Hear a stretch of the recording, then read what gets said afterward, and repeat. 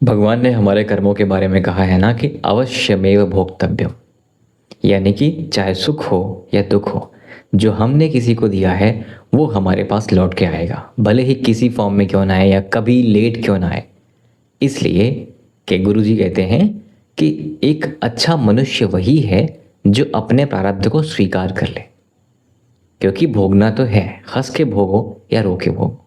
इसलिए हमारा ये प्रयास होना चाहिए कि जो मिल गया है जीवन में उसको स्वीकार कर लिया जाए और उसको बेहतर बनाने का प्रयास किया जाए, क्योंकि मनुष्य होने के नाते नियतम कुरु कर्मत्वम कर्म ज्यायो है कर्मण, हमें उत्तम कर्म ही करना चाहिए। नमस्कार मित्रों, मेरा नाम है ब्रजेश मिश्र। मैं ज्योतिष का और विज्ञान का छात्र हूँ। आपका स्वागत करता हूँ आपके अपने चैनल में।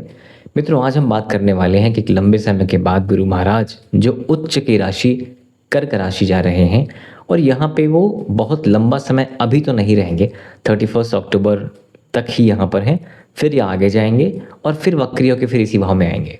तो मोटा मोटा लगभग एक लंबे समय तक देखेंगे तो सही आपके कर्क राशि में, यानी कि कर्क राशि आपके जिस भाव में पड़ती है वहीं पे दिखेंगे। लेकिन अतिचार कर रहा है गुरु, तो गुरु का अतिचार जनरली जो समस्याएं करता है वो भी करेगा, और अतिचार के चक्कर में ही जो ये लगभग 13 महीने में 12 महीने में जनरली ये एक चक्कर पूरा करता है कि जल्दी जल्दी कर रहा है। यानी एक राशि में आप देखें, इसी साल में देखा जाए तो ये मिथुन से कर्क और कर्क से सिंह, फिर अगेन कर्क में आएगा।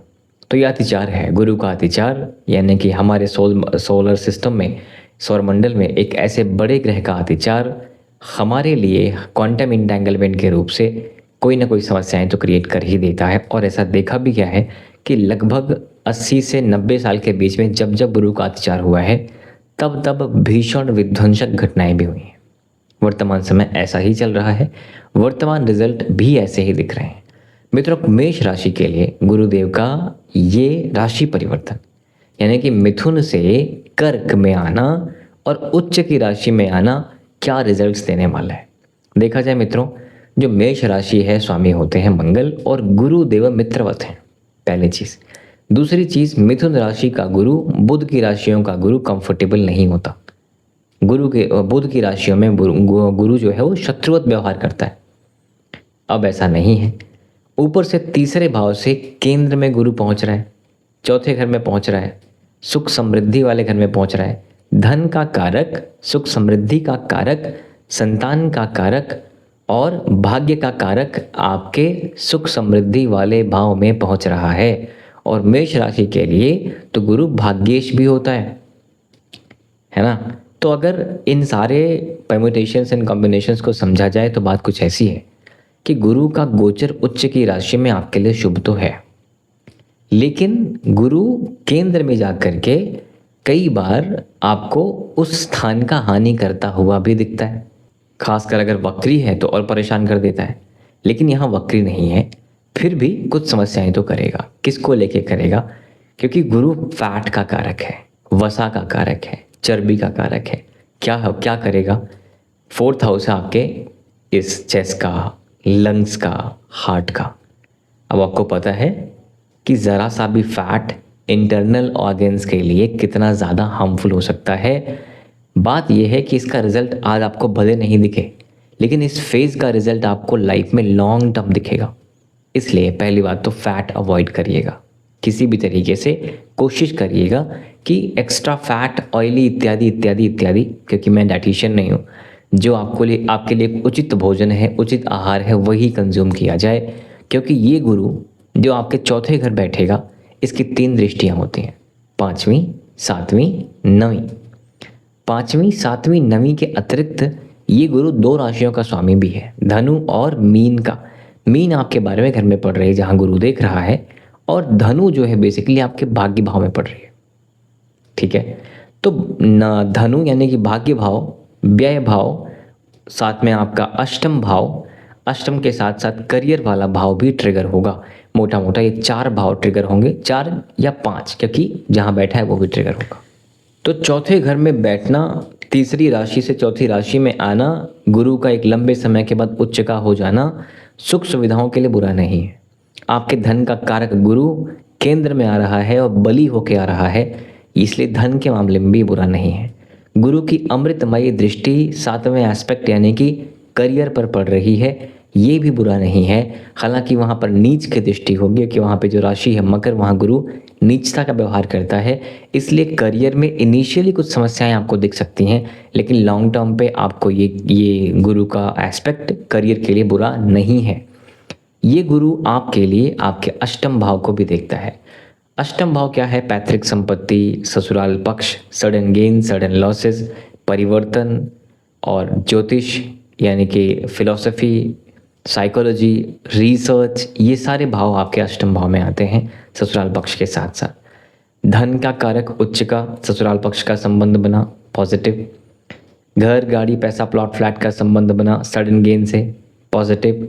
परिवर्तन का संबंध बना, again positive. Research, occult, philosophy का संबंध बना सुख सुविधाओं को लेकर के, ये भी पॉजिटिव। और ये आठवां घर जो होता है स्वास्थ्य पर व्यय भी कराता हुआ दिखता है, क्योंकि ये गुरु चौथे से बैठ के 12वें को भी ये बिल्कुल इस त्रिकोण भी बना रहा है। 12वां घर आपका व्यय है, हॉस्पिटल है, लीगल लिटिगेशन है। घर संबंधी चीज़ों में आपको सावधान रहना है, नंबर 1। एक कारण ये भी है कि 12वें ही राशि यानी कि आपके 12वें ही घर में शनि भी बैठा हुआ है, ठीक है। तो इस फेज में घर, गाड़ी, पैसा, प्लॉट, फ्लैट, इन्वेस्टमेंट के योग तो हैं, ठीक है। दूसरी चीज़, पैतृक संपत्ति के लाभ के भी योग हैं। तीसरी चीज़, रिसर्च के भी योग हैं, अच्छे योग हैं। चौथी चीज़, करियर पे देख रहा है, करियर को अच्छे करने का और रेपुटेशन को अच्छे करने का भी योग है। पांचवी चीज़, स्वास्थ्य पर ज़रूर ध्यान दीजिएगा, माता के स्वास्थ्य पर ज़रूर ध्यान दीजिएगा। घर, गाड़ी पे इन्वेस्ट करते टाइम जो व्यय हो रहा है वहाँ पे शनि बैठा हुआ है, लीगल लिटिगेशन मामले हो सकते हैं, इसलिए अवॉइड करिएगा और बिना जांचे परखे इन्वेस्टमेंट मत करिएगा, ठीक है। गुरु एक वृद्ध ग्रह आता है, अष्टम भाव बुजुर्गों को भी रिप्रेजेंट करता है। गुरु का एस्पेक्ट पढ़ने से आपका जो बातचीत है, आपका जो दायरा है, उसमें कुछ आपके सीनियर्स भी आ सकते हैं और उनके साथ संबंध भी आपके ठीक हो सकते हैं, ठीक है। अब मित्रों एक बात समझनी पड़ेगी, आपके भाग्य भाव का स्वामी उच्च का होकर बैठा है तो यहाँ पर भाग्य का साथ भी है, ठीक है। बात यह है कि आपके कर्म के मालिक कौन है, आपके कर्मेश कौन है? आपके कर्मेश शनि है, ठीक है। Shani hard work, routines, rituals, patience, ये बिल्ड कराए बिना कुछ देता नहीं है। तो अगर आप चाहते हैं कि आपके भाग्य का साथ हो, क्योंकि ये गुरु शनि को देख भी रहा है 9th हाउस से, 9th एस्पेक्ट से, ठीक है। आप चाहते हैं कि भाग्य का साथ मुझे मिले, तो शनि का जो बेसिक पैरामीटर है उसको आप अवॉइड मत करिएगा। यानी बिना उचित कर्म किए, बिना डिजर्विंग कैपेबिलिटी प्रूव किए कुछ भी एक्सपेक्ट मत करिएगा। कि 7.5 का आपका प्रथम चरण भी चल रहा है और यही शनि की दृष्टि आपके भाग्य भाव पर भी पड़ रही है। अब जब भाग्य भाव को शनि देख ले तो कोई फर्क नहीं पड़ता कि गुरु जैसा ग्रह उसका स्वामी है, उच्च का हो गया है, अच्छी चीज़ है। लेकिन जब भाग्य भाव को शनि देख ले तो एक बात समझनी पड़ेगी कि शनि तो कर्म का देवता है, वो अचानक से कुछ देता ही नहीं है, आपको घिसाएगा घिसाएगा घिसाएगा फिर देगा। लेकिन पिछले कुछ महीनों की अपेक्षा या पिछले कई सालों की अपेक्षा ये समय गुरु का उच्च का होकर के आपके भाग्य भाव का मालिक होकर केंद्र में बैठना शुभ माना जाएगा, खासकर प्रॉपर्टी इत्यादि के गेन्स को लेकर के। तो अगर हम क्रक्स की बात करें, देखिए व्यय पर ध्यान दीजिएगा, स्वास्थ्य के ऊपर व्यय भी होता हुआ दिख रहा है, उसका भी ध्यान दीजिएगा, ठीक है। कार्य में विलंब हो रहा है, पेशेंस रखिएगा।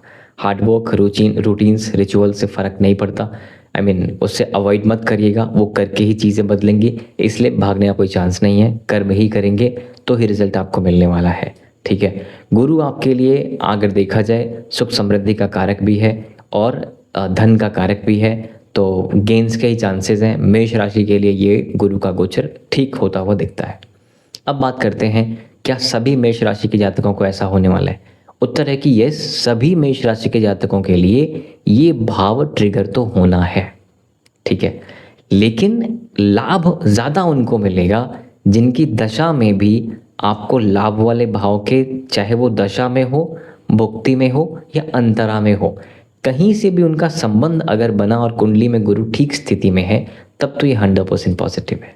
अगर ऐसा कुछ भी नहीं है, दशा में कहीं से कोई गुरु का एस्पेक्ट नहीं आ रहा, कहीं सुख वाले भाव का एस्पेक्ट नहीं आ रहा, कहीं धन का एस्पेक्ट नहीं आ रहा, दशा में न धनेश की चल रही है, न सुखेश की चल रही है, न भाग्येश की चल रही है, ऐसा कुछ नहीं हो रहा है, तो आप ये मानिएगा माहौल तो ये बना रहा है, कर्म करिएगा, फल ज़रूर मिलेगा, इन्हें पॉजिटिव वे मिलेगा। दशा और गोचर में फ़र्क ये होता है मित्रों कि गोचर माहौल बनाता है, दशा इवेंट कराती है। यानी आपकी दशा को गोचर का ज़रा सा पुश मिल जाए तो इवेंट हो जाता है। यहाँ पर इवेंट के लिए जो माहौल है, एटमॉस्फेयर है, वो गोचर बना रहा है। बस दशा, और दशा अगर नहीं तो आपका कर्म बहुत इंपॉर्टेंट है। उपायों की बात करें मित्रों, वर्तमान में शनि से पीड़ित होने के कारण आपकी मानसिक अवस्था बड़ी ठीक नहीं चल रही होगी, इसलिए डीप ब्रीदिंग करना बिल्कुल नहीं भूलिएगा, क्योंकि इमोशनल इम्बैलेंसेस आपके चंद्रमा बैलेंस करते हैं। ठीक है, चंद्रमा मनस हो जाता, मन कैसे होगा? ऑपरेट ब्रेन से। ब्रेन ठीक कैसे होगा? ऑक्सीजन और ब्लड से। ऑक्सीजन कैसे मिलेगा? डीप ब्रीदिंग करने से। ब्लड कैसे मिलेगा? वर्कआउट करने से, शीर्षासन करने से। राइट, तो ये चीज़ें करना बिल्कुल नहीं भूलिएगा। भगवान हनुमान की आराधना करना बिल्कुल नहीं भूलिएगा। भगवान शंकर के पूरे परिवार की पूजा करना बिल्कुल नहीं भूलिएगा। भगवान शंकर को रोज़ जल दीजिए, और जल बिना जल ग्रहण किए दीजिए, यानी बिना खाए पिए भगवान शंकर को जल दिया करिए। ठीक है, रोज़ करिए, रोज़ करने का आपको फ़ायदा दिखेगा। अगर आप चाहते हैं कि आपका भाग्येश उच्च का हुआ, तो भाग्य का आपको उत्तम साथ मिले, तो हर थर्सडे को विष्णु सहस्त्र नाम का पाठ करिए। पाठ नहीं कर सकते तो मंदिर में ही उसी पोस्चर में, ध्यान पोस्चर में बैठ करके ही विष्णु सहस्त्र नाम सुनिए। वाचन हो या श्रुत्वा, दोनों का लाभ है। बस म्यूजिक की तरह मत सुनिएगा, पूजा की तरह सुनिएगा। वैसे तो इन मंत्रों का जो जाप है ना, रेगुलर करना चाहिए, रोज करना चाहिए, लेकिन ये कम से कम 30 मिनट्स का टाइम आप कर लेंगे, इसलिए आवश्यक है कि टाइम मैनेज किया जाए। अगर आप काम करते हैं तो कम से कम एक दिन तो मैनेज किया जाए, इस तरह से करिएगा। So that's it for now मित्रों, आपके सपोर्ट के लिए बहुत बहुत धन्यवाद। Thank you very much. नमस्कार, जय श्री राम।